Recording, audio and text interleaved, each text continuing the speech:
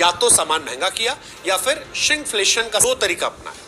या तो सामान महंगा किया या फिर श्रिंकफ्लेशन का सहारा लिया। मैगी के पैकेट का साइज जो है घटकर 80 ग्राम से 55 ग्राम हो गया है। 2022 में 10 रुपए में जो बर्तन साफ करने वाला विम साबुन था उसका साइज 155 ग्राम था, अब वो 135 ग्राम का हो। आपको जानकर हैरानी होगी कि व्यक्ति विशेष अपनी पूरी इनकम पर टैक्स भरता है, जबकि जो बड़ी बड़ी कंपनियां होती हैं वो सिर्फ मुनाफे पर टैक्स देती हैं। शाहरुख खान की बेटी सुहाना खान ने खुद को किसान बताया और 12.91 करोड़ रुपए की जमीन खेती के नाम पर खरीद ली। शहंशाह अमिताभ बच्चन साहब, उन्होंने भी ऐसी चाल चली थी, खुद को यूपी का किसान बता दिया था। बड़े बड़े सेलिब्रिटीज और कॉर्पोरेट खुद को किसान घोषित कर लेते हैं टैक्स से बचने के लिए। कार भी छोड़ दीजिए, मिडिल क्लास के लिए आज के दौर में टू व्हीलर खरीदना भी मुश्किल होता जा रहा है। टू व्हीलर पर सरकार कम से कम 28% जीएसटी लगाती है, जो लग्जरी कारों पर लगने वाले टैक्स के बराबर है। लेकिन समस्या यह है कि मिडिल क्लास के लिए टू व्हीलर कोई लग्जरी नहीं है, उनकी जरूरत है। 2013-14 में अगर कोई व्यक्ति 5 लाख रुपए कमाकर एक तरह से जी रहा था, तो 2023-24 में उसी जिंदगी को जीने के लिए उसे 8.6 लाख रुपए कमाना। पिछले 5 सालों में सालाना 5.7% महंगाई बढ़ी है, लेकिन मिडिल क्लास की सैलरी नहीं बढ़ी। सरल क्रेडिट के एक सर्वे के अनुसार 2024 में 1.5 से 2 करोड़ मिडिल क्लास लोग ऐसे हैं जो लोन पर जी रहे हैं, खासतौर पर टायर 2, टायर 3 शहरों में। इनमें छात्रों से लेकर छोटे छोटे एंटरप्रेन्योर्स हैं। सीएमआई के मुताबिक मिडिल क्लास में बेरोजगारी दर 9% से ऊपर है। देश के आधे बेरोजगार लगभग 1.6 करोड़ मिडिल क्लास से। क्रेडिट के संस्थापक कुणाल शाह का मानना है कि एआई के चलते अगले 10 साल में 90% नौकरियां खतरे में आ जाएंगी। हो सकता है कि शुरुआत में ये फिगर आपको ज्यादा लग रहा हो, लेकिन एआई का नौकरियों पर असर दिखने लगा है। टाइम्स ऑफ इंडिया के रिपोर्ट के मुताबिक 2023 में आईटी कंपनियों ने 20 साल में सबसे कम नौकरियां निकाली। 2/3 भारतीय वैश्विक स्तर के हिसाब से गरीब है और दिन के वो $12, जो कि अगर रुपए में तब्दील करेंगे तो 1000 रुपए बनते हैं, उससे कम पर गुजारा करते हैं। सारी परेशानियां तो हमने आपको बता दी। मिडिल क्लास करे तो करे क्या? 2010 के दशक की शुरुआत की बात है। इंडिया का मिडिल क्लास आसमान पर था। इंडिया ग्रोथ स्टोरी की बातें चल रही थी और इस ग्रोथ स्टोरी को मिडिल क्लास सबसे आगे ले जाने वाला था। भारत में मिडिल क्लास को उस वक्त देश की रीढ़ की हड्डी कहा जा रहा था, भारत की इकोनॉमी का इंजन बताया जा रहा था। लेकिन बड़े अफसोस से कहना पड़ रहा है कि आज वही मिडिल क्लास पिस रहा है क्योंकि मिडिल क्लास की तनख्वाह बढ़ नहीं रही, खर्चे आसमान को छू रहे, आटा चावल से लेकर हर जरूरत की चीज की कीमत बढ़ चुकी है। बच्चों की स्कूल फीस हर साल बेतहाशा बढ़ रही है, घर गाड़ी लोन की ईएमआई जा रही है और इससे मिडिल क्लास की बचत शून्य हो गई है। गलती से कहीं किसी मिडिल क्लास के परिवार में कोई मेडिकल इमरजेंसी आ गई, फिर तो समझिए कि सारा पैसा। अब एक जमाने में कहते थे कि इंसान मेहनत करे तो सफल हो जाएगा, लेकिन आज मिडिल क्लास से पूछ रहा है कि कितनी मेहनत करें। कई उदाहरण हैं जहां जवान लोग शादियां टाल रहे हैं, शहरों में लोग परिवार लाने से बच रहे हैं, पेरेंट्स रिटायर नहीं हो पा रहे क्योंकि बच्चों के एजुकेशन फंड कर रही है जो लगातार बढ़ रही है।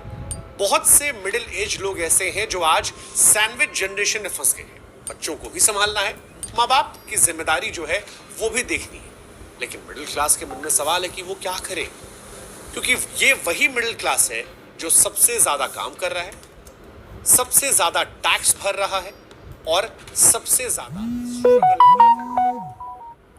ये मिडिल क्लास है जिसके पास ना तो अमीरों की तरह एलीट कनेक्शंस है और ना ही सरकारों की तरफ से गरीबों को मिलने वाली वेलफेयर बेनिफिट्स का वो फायदा उठा पाना। ये एस्पिरेशंस और सर्वाइवल के बीच में फंसा हुआ मिडिल क्लास है। अब सवाल यह है कि मिडिल क्लास इतना इंपॉर्टेंट क्यों है? तो आप जान लीजिए कि मिडिल क्लास किसी भी देश के लिए सबसे जरूरी होता है। 4 चीजें हैं जो मिडिल क्लास को बहुत ज्यादा अहम बनाती है। पहली है एंटरप्रेन्योरशिप। मिडिल क्लास द्वारा चलाए जाने वाले छोटे छोटे बिजनेस भारत की अर्थव्यवस्था की हमेशा से रीढ़ रहे। दूसरा, मिडिल क्लास जो है वो ह्यूमन कैपिटल में सबसे ज्यादा निवेश करता है। एक मिडिल क्लास परिवार अपना पूरा जीवन अपने बच्चों को अच्छे से पढ़ाने, उनकी अच्छी परवरिश में निकाल देता है। परिवार बच्चों में जो निवेश करता है उससे आखिर में देश का ही फायदा होता है। तीसरा है जनरली मिडिल क्लास जो है वो पब्लिक स्पेंडिंग जैसे कि इंफ्रास्ट्रक्चर, रूल ऑफ लॉ का समर्थक होता है और किसी भी देश के लोकतंत्र को मजबूत करने में उसके मिडिल क्लास की बहुत बड़ी भूमिका होती है। लेकिन चौथा जो है वो सबसे इंपॉर्टेंट है और वो है खपत। मिडिल क्लास किसी भी देश का सबसे बड़ा कंज्यूमर क्लास होता है। चाहे कार हो, मोटरसाइकिल हो, टीवी हो, एसी हो, फ्रिज हो, जो कुछ बिकता है उसकी सबसे ज्यादा खपत मिडिल क्लास करता है। इससे देश की अर्थव्यवस्था को बहुत बड़ा फायदा होता है और इसी वजह से मिडिल क्लास को कई बार अर्थव्यवस्था की ग्रोथ इंजन कहा जाता है। भारत की बात की जाए तो भारत की 60% जीडीपी लोगों की खपत से आती है और इसमें भी सबसे बड़ा योगदान जो है वो मिडिल क्लास का होता है। लेकिन देश के विकास में इतनी अहम भूमिका निभाने वाला यही मिडिल क्लास पिस क्यों रहा है? क्यों मिडिल क्लास अपने खर्च भी मैनेज नहीं कर पा रहा? इसकी कई वजह है और उसमें से एक बड़ी वजह है महंगाई। महंगाई ने मानो मिडिल क्लास का पूरा बजट बिगाड़ कर रख दिया है। अभी कुछ दिनों पहले आई एसबीआई की एक रिसर्च रिपोर्ट के अनुसार भारत में मिडिल क्लास की इनकम रेंज 10 साल पहले जो 1.5 से 5 लाख रुपए सालाना थी, वो अब बढ़कर 2.5 लाख से 10 लाख रुपए सालाना हो गई। हो सकता है पहली नजर में इस कमाई को सुनकर आपको लग रहा हो कि हम तरक्की कर रहे हैं, लेकिन तस्वीर का दूसरा पहलू ये है कि तरक्की हो रही है नहीं, और इसकी वजह है महंगाई। पिछले 10 सालों में महंगाई 5.5 के रेट से बढ़ी है। 2013-14 में अगर कोई व्यक्ति 5 लाख रुपए कमाकर एक तरह से जी रहा था, तो 2023-24 में उसी जिंदगी को जीने के लिए उसे 8.6 लाख रुपए कमाना। महंगाई में भी खाने की चीजों की कीमतों ने मिडिल क्लास पर सबसे ज्यादा असर डाला। एक परिवार के खर्च में खाने का हिस्सा 40 से 50% तक होता है, लेकिन पिछले कुछ समय में खाने पीने की चीजें की कीमतें बेतहाशा बढ़ी हैं और इससे मिडिल क्लास पर खर्च भी बढ़ा है। दिसंबर 2021 से दिसंबर 2022 के बीच में खाने की चीजों के दाम लगभग दोगुने हो गए। अक्टूबर 2024 में कीमतें 10.9% बढ़ी। सब्जियां जो थी वो करीबन 42.2% बढ़ गई, जो 5 साल में सबसे ज्यादा बढ़ोतरी थी। इसके बाद से महंगाई थोड़ी कम हुई, लेकिन उसके बावजूद मिडिल क्लास को बहुत राहत नहीं मिली है।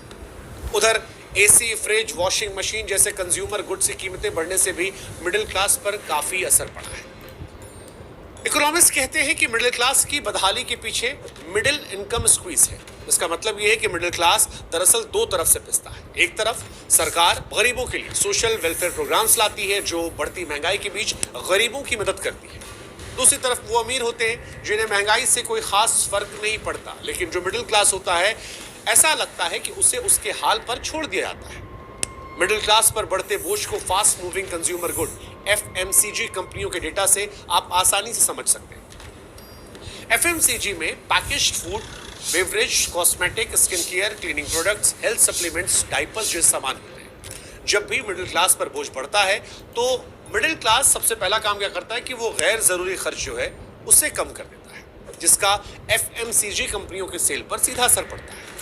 अब 2024 की दूसरी तिमाही में हिंदुस्तान यूनिलीवर का अगर मुनाफा देखेंगे तो वो 3.86% कम हुआ था।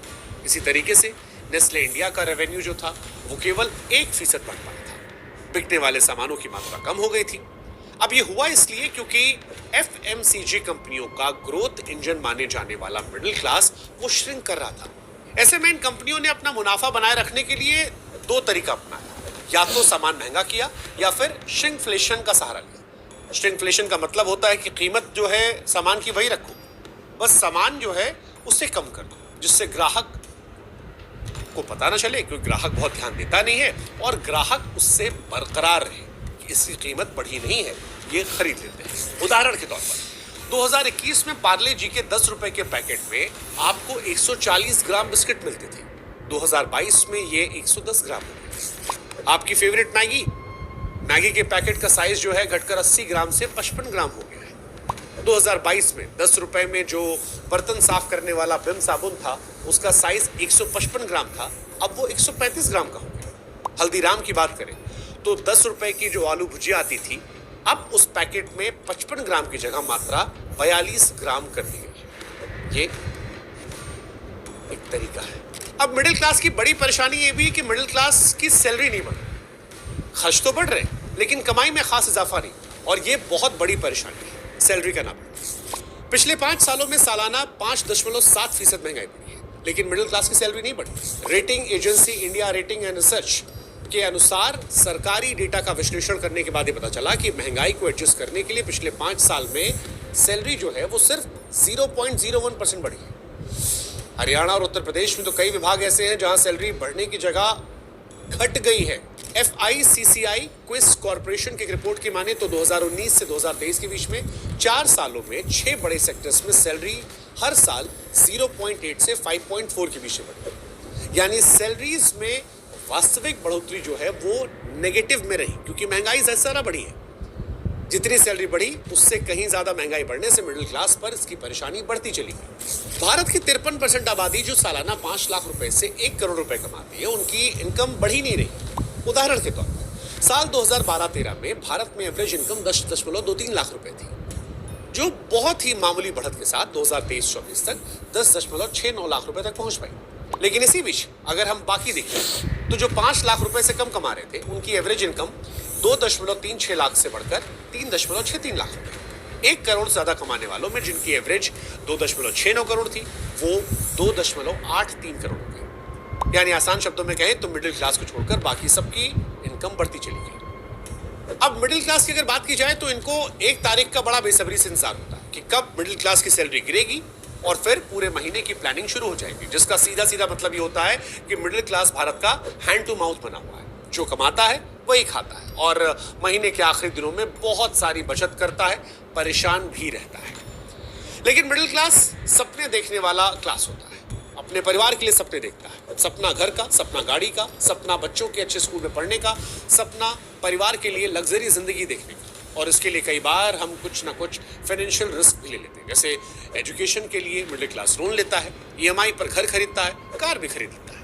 लेकिन इन सारी प्लानिंग के बीच में क्या कभी हमने ये सोचा कि आज की अपनों की जिंदगी को सिक्योर करने के लिए और एसेट्स प्रोवाइड करने के लिए जो ये हम रिस्क ले रहे हैं, कहीं क्या कल हमारे अपनों के लिए यही लायबिलिटी तो नहीं बन गई? देखिए, गंभीर बात कही हमने और ये सवाल बड़ा गंभीर है, लेकिन उससे गंभीर ये आंकड़ा है जो हम आपको बताने वाले हैं। क्यों? आंकड़ा कहता है कि देश में इंश्योरेंस जैसी जरूरी चीज भारत में लोगों के पास नहीं है। EMI खूब है, इंश्योरेंस नहीं है।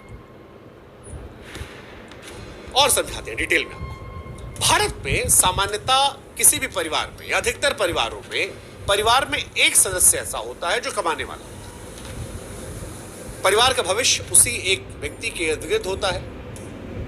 लेकिन मान लीजिए गलती से, खुदा न खास्ता, अगर कल उस व्यक्ति को कुछ हो जाता है तो ये जो EMI आज आपके लिए सपने पूरा करने का जरिया है, ये आपके परिवार पर मुसीबत हो जाएगी, आपके अपनों का भविष्य अंधकारमय हो जाएगा। इसीलिए जो समझदार लोग होते हैं वो EMI से पहले इंश्योरेंस की प्लानिंग करते हैं। मिडिल क्लास ऐसा कम करता है। जो समझदार होते हैं वो करते हैं, इसलिए करते हैं ताकि कल को अगर कुछ भी हो जाए तो उनके ना रहने पर उनके परिवार को कम से कम एक फाइनेंशियल सपोर्ट मिल जाएगा। उनके अपनों के साथ कोई समझौता नहीं होगा। हाँ, घर के खर्च जरूरी है, बेसिक नेसेसिटी जरूरी है, बच्चों की पढ़ाई जरूरी है, EMI जरूरी है, लोन जरूरी है, लेकिन ये सारी चीजें उस इंश्योरेंस से भी मैनेज हो जाएगी। और इसमें भी बेस्ट जो होता है वो टर्म इंश्योरेंस बेस्ट ऑप्शन होता है, क्योंकि ये लाइफ इंश्योरेंस का सबसे प्योरेस्ट फॉर्म होता है। इसमें कम से कम प्रीमियम में ज्यादा से ज्यादा कवर करता है और बहुत ही आपको एफोर्डेबल प्राइस में अपने परिवार के लिए करोड़ों का कवर मिल जाता है। इसलिए लोन लेने से पहले ये सोचिएगा मिडिल क्लास वालों कि ज्यादा जरूरी वो इंश्योरेंस है, क्योंकि इंश्योरेंस अब ऑप्शन नहीं मिडिल क्लास के लिए मौजूदा हालात में जरूरत है। जरूरत ताकि अगर बुरा वक्त है जो बता कर नहीं आता तो आपके परिवार के पास जब कोई सपोर्ट का ऑप्शन नहीं होता तो एक सपोर्ट है। ये करोड़ों का कवर देकर आपकी फैमिली को किसी और के सामने आपके जाने के बाद हाथ फैलाने से बचा लेता है। ये जरूरी है। उधर महंगाई बढ़ रही है, महंगाई बढ़ रही है तो किराया भी बढ़ रहा है। अब जैसा आपने कहा कि मिडिल क्लास सैलरी तो बढ़ नहीं रही, लोग अपनी लाइफस्टाइल भी बदलना नहीं चाहते, तो फिर अब खर्च चले तो चले कैसे? और इसका नुकसान ये हुआ है कि मिडिल क्लास ने अपना खर्च चलाने के लिए अपनी सेविंग से भी खिलवाड़ करना शुरू कर दिया। खर्च चलाने के लिए मिडिल क्लास अपनी सेविंग से पैसा निकालती। RBI की माने तो साल 2022-23 में भारतीय परिवारों की नेट सेविंग GDP का 5.1% थी, जबकि सिर्फ 2 साल पहले 2020-21 में यही सेविंग्स GDP का 11.5% थी। यानी 2 साल में लोगों की सेविंग्स आधी हो गई। और ये 2023 में लोगों की सेविंग्स 1976-77 के बाद सबसे कम थी। लोगों के बैंक में जमा पैसे घटे हैं। 2020 में भारतीय परिवारों के फाइनेंशियल एसेट्स में 56.4 हिस्सा बैंक सेविंग का था, जबकि 2024 में ये घटकर 45.2% रह गया। फिक्स डिपॉजिट, जिसे आप एफडी कहते हैं, जो थोड़ी बहुत सेविंग होती है, उनसे होने वाली कमाई पर भी सरकारें टैक्स लेती है। अच्छा, सेविंग से रिलेटेड एक और बात है जो आपको जाननी चाहिए, वो है मेडिकल इमरजेंसी। अब आप सोचेंगे कि सेविंग की बात करते करते मेडिकल इमरजेंसी की बात अचानक क्यों करने लगे? तो इसकी वजह है आज भारत में लाखों लोगों की सालों की जमा पूंजी मेडिकल इमरजेंसी की वजह से खत्म हो जाती है। मेडिकल एक्सपेंसेस आम इन्फ्लेशन रेट से कहीं ज्यादा रेट से बढ़ते हैं। अगर कोई आम आदमी उदाहरण के तौर पर साल में 2-3 लाख रुपए बचाता है तो 3 साल में 6 लाख रुपए बचा पाएगा। लेकिन अगर परिवार में किसी एक को कोई सीरियस मेडिकल इमरजेंसी हो गई, जिसकी वजह से परिवार के किसी सदस्य को किसी बड़े अस्पताल में भर्ती करवाना पड़ा, तो फिर एक झटके में 15 से 20 लाख रुपए का बिल आ जाएगा, जिससे आपको अपनी सेविंग तो छोड़िए, एफडी तक तोड़वाने की नौबत आ जाएगी। इसीलिए हेल्थ इंश्योरेंस भी लीजिए, नहीं तो अस्पताल गए तो किसी सूरत में परिवार की पूंजी मिडिल क्लास तो नहीं बचा पाएगी। अस्पताल में लाखों रुपए के खर्च भरने की बजाय हेल्थ इंश्योरेंस का प्रीमियम भर लीजिए, जिससे अस्पताल का बिल लाखों करोड़ों का भी आया तो पैसा आपको नहीं देना पड़ेगा, वो इंश्योरेंस कंपनी को देना पड़ेगा। हाँ, कुछ लोग यहां पर भी गलती करते हैं। क्या गलती करते हैं कि किसी कंपनी में वो नौकरी कर रहे हैं और कंपनी का हेल्थ इंश्योरेंस मिल गया और उन्हें लगता है कि अब क्या जरूरत है भाई साहब हेल्थ इंश्योरेंस लेने की, हम तो ले रखे। लेकिन यहां हम आपको बता दें कि कॉर्पोरेट वाला जो इंश्योरेंस होता है, अक्सर उसमें केवल 3 से 4 लाख रुपए का क्लेम मिलता है। क्लेम का प्रोसेस भी लंबा होता है और अगर गलती से आपने कंपनी स्विच कर दी तो इंश्योरेंस भी इनइफेक्टिव हो जाता है। ऐसे में सीरियस मेडिकल इमरजेंसी के हालत में आप वहां पर भी अपनी सेविंग्स को खो देंगे। तो अपनी और अपनी फैमिली के लिए हेल्थ इंश्योरेंस जरूर ले लीजिए, ताकि कल को अस्पताल में एडमिट होने पर आपको इधर उधर ना दिखना पड़े। एक फोन उठाना हो, लगाइए, क्लेम असिस्टेंट मिल जाए, वो भी 30 मिनट। एक डेडिकेटेड रिलेशनशिप मैनेजर ही मिल जाता है जो आपके पेपर प्रोसेस से लेकर उस क्लेम को दिलाने तक में आपकी मदद कर देगा। हाँ, आप कौन सा प्लान आप लेंगे ये हम आप पर छोड़ देते हैं, क्योंकि ये व्यक्ति विशेष का मामला है। लेकिन आपकी मदद करने के लिए हमने आपकी सुविधा के हिसाब से एक लिंक डिस्क्रिप्शन में जरूर दे दिया है, आप उसे चाहें तो चेक कर सकते हैं। सारे ट्रस्टेड इंश्योरेंस पार्टनर हैं, आपको मिल जाएंगे एक जगह पर। यहाँ पर आप चाहें तो अपनी जरूरत के हिसाब से टर्म या फिर हेल्थ इंश्योरेंस के प्लान को कंपेयर कीजिए, और फिर अभी इन प्लान्स को अगर आप ऑनलाइन परचेज कर लेते हैं, हमारा वीडियो देखने के बाद 15 से 25% का डिस्काउंट मिलता है। सारी कहानी लिंक पे दे रखी है डिस्क्रिप्शन में। अब वापस आते हैं आपकी सेविंग की बात जो हम कर रहे थे। ये तो मदद कर दी हमने आपकी। सेविंग्स हर किसी के पास है। जिन मिडिल क्लास परिवारों के पास सेविंग नहीं है, वो खर्च चलाने के लिए दिन रात कर्ज लेते हैं।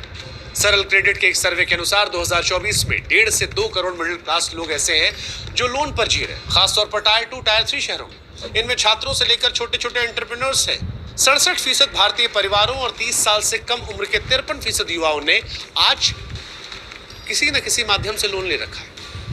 आरबीआई के मुताबिक 2024 में भारतीय परिवारों पर कर्ज जीडीपी का 37.3% था, जबकि इंडस्ट्रीज को दिया गया लोन जो था वो जीडीपी का 22.2% था। अब यहां पर यह आंकड़ा बताता है कि लोगों ने कंपनियों से ज्यादा कर्ज ले रखा है। Home loan, personal loan, car loan, middle class अलग अलग लोन ले रहा है और इतने सारे लोन ले चुका है कि इसी ईएमआई में उसकी सारी सैलरी चली जाती है, उसके पास कुछ भी नहीं बचता। इन लोन पर लगने वाला ब्याज लगातार बढ़ता है, जिससे ईएमआई पर होने वाला खर्च बढ़ जाता है। कोविड महामारी के पहले होम लोन पर ब्याज 6.5% था, लेकिन अब कहीं पर यह 9.5% है, तो कुछ जगह ऐसी है जहां पर 10% से ऊपर भी लग रहा है। मुंबई की एक पैकेजिंग कंपनी में टेक्नीशियन 54 साल के प्रकाश भासी को 22 लाख रुपए की सालाना कमाई के बाद भी अपना घर चलाने में बड़ी दिक्कत आ रही थी। उन्होंने एक बीएचके अपार्टमेंट 45,000 रुपए की ईएमआई पर ले रखा था। अपने परिवार को हर महीने 10,000 रुपए भेज रहे थे। पहले घर का खर्च जो है वो आराम से चल रहा था, लेकिन कुछ महीनों में घर का खर्च जो है वो भी बढ़ गया। अब पैसे बचाने के लिए प्रकाश सस्ती और बिना ब्रांड की चीजें खरीदने लगे, और जो कार लेने वाले थे प्रकाश भाई, उसका सपना तो उन्होंने छोड़ ही दिया। कहा यार ये बड़ा मुश्किल है, गाड़ी कैसे चलाएंगे। इसी तरह उत्तर प्रदेश का उदाहरण है, सचिन मिश्रा उत्तर प्रदेश के अयोध्या में राजस्व अधिकारी हैं। अपनी शादी से पहले एक कार खरीदना चाह रहे थे, लेकिन पर्सनल लोन की ईएमआई